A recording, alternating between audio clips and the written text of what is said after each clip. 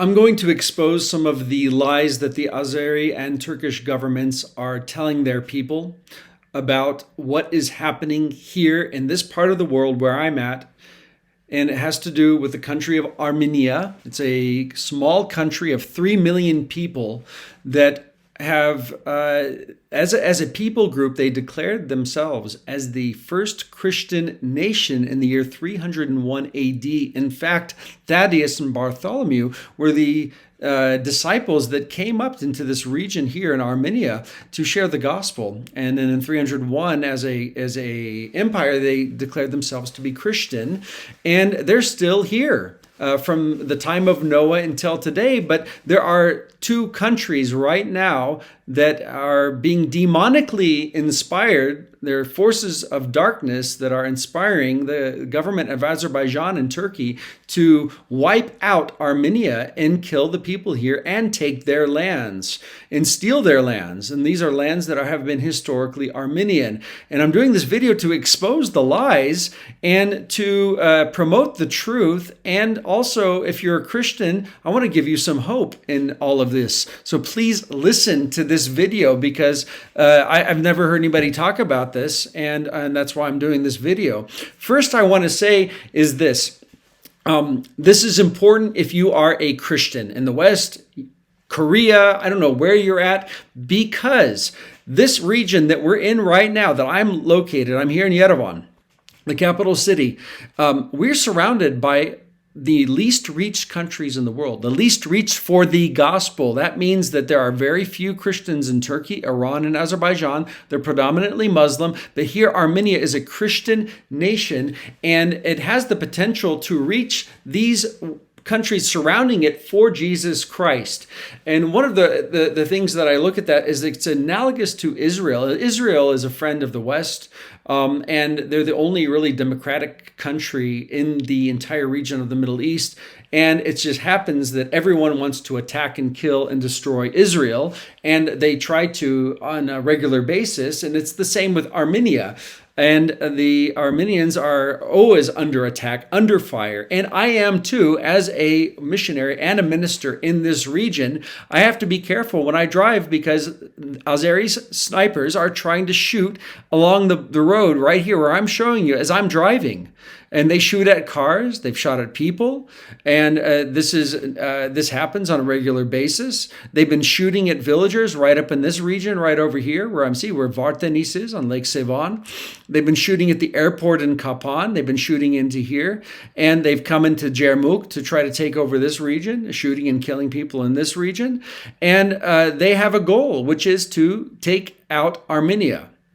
And this is what they've been telling their people. Well, first off, this is what just my own personal recording of what they do in the last month or so is that just in this one area, they have shot into Armenia proper, the national sovereign areas of Armenia right here where you see this is Azerbaijan. Then you cross the border, here's the border, and now they're shooting into Armenia.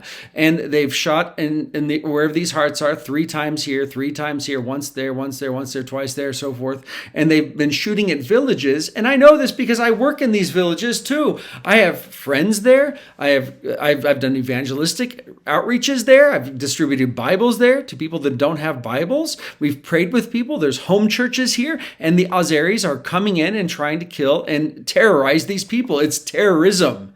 And this is not like a fair fight. Just so you know, you have Azerbaijan, I'm going to go back to the slide, that has on there, they have 10 million people. Turkey has 85 million people. They have superior technology, weapons. They have massive military force.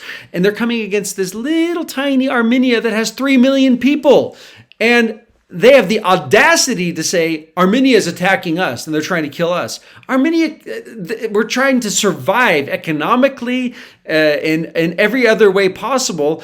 And everything that they're telling their people, though, is to preparing their people in Azerbaijan and Turkey to invade. And so this is one of the first lies I'm just going to expose, is that Armenia didn't fire upon ORDUBAD, NAHKIJEVAN. NAHKIJEVAN is Azerbaijan, but the word itself is an Armenian word. Azeris living there don't know that. It means before you get to Ijevan, Nakh, before Ijevan. Ijevan is north in Armenia. But anyway, that's beside the point. It says here, here, according to the Azerbaijan Ministry of Defense, I'm reading in our Turkish language, it says that the Armenians opened fire against the military in ORDUBAD. Well, what's interesting about this is that I can test these immediately to see if they're true. So here's ORDUBAD right here. This is borders right here in Armenia. And like I said, I have ministry colleagues right here in the border doing ministry, doing all kinds of great work. And they literally are on the border and living in a village where you can hear the firing and artillery and shooting. And I called them and I said, guys, what's going on? They said, there is no shooting. There's no firing. Nobody's here in the village. Nobody's heard anything.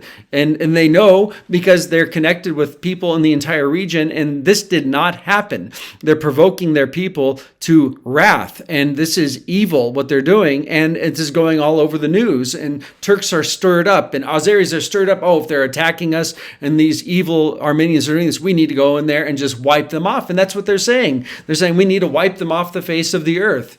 The normal people, like the regular people that are angry watching this, I haven't heard. Now, it is true that Erdogan says that we need to get rid of the leftovers of the sword, referring to the Armenian genocide that the Turkish people did to try to kill all of the Armenians back in 1915 and following.